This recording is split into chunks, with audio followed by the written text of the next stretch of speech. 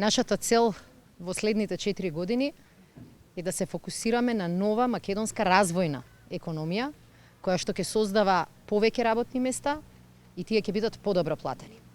Плановите велат дека според сегашното темпо на зголемување на минималната плата и земајќи предвид дека за време на епидемијата успеавме минималната плата да ја зачуваме на истото ниво, целта ни е минималната плата во следниот 4-годишен период да порасне на 20.000 денари. Како што успеавме таа да ја покачиме од 9.000 на 14.500, немаме дилеми дека сега можеме уште повеќе и уште подобро.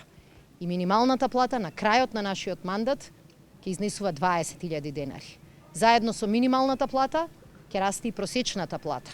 И нашата цел е на крајот на мандатот таа да изнесува 34.000 денари. За да го постигнеме ова, ќе го зголемиме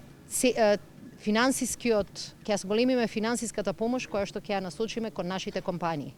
Тие ќе може да сметаат на 600 милиони евра поддршка, од кои 300 ќе влегуваат од државниот буџет, а 300 од европските фондови.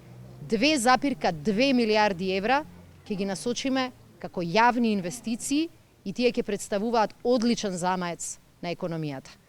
За да ги заживееме сите краеви, за да успееме да ги зачуваме младите во сите општини, вклучително и Дебар, каде што денеска се наоѓам, мора да инвестираме во подобри плати, мора да инвестираме во подобри работни места. Новата развојна економија која што ја нудиме се базира на нашите резултати досега, меѓутоа е и многу поамбициозна и значи повеќе пари кај граѓаните и повеќе шанси кај младите. Веќе со четвртиот пакет предвидуваме кредитните картички кои и сега беа на располагање на одредени категории на граѓани да ги прошириме и да опфатат уште две групи. Едната група се оние невработени лица кои што не се пријавувале секој месец на бирото, односно во агенцијата за вработување. И тие ќе имаат шанса да добијат кредитна картичка. Втората категорија ќе бидат сите пензионери со пензии под 15.000 денари. Овие две групи дополнително ќе значат замаец за економски раст, бидејќи ќе значат дополнителни пари кај граѓаните, меѓутоа во исто време и поддршка на домашните производи. Во периодот на најтешката пандемија покажавме дека знаеме да обезбедиме силна здравствена заштита, но и дека не ги заборавивме фирмите и граѓаните.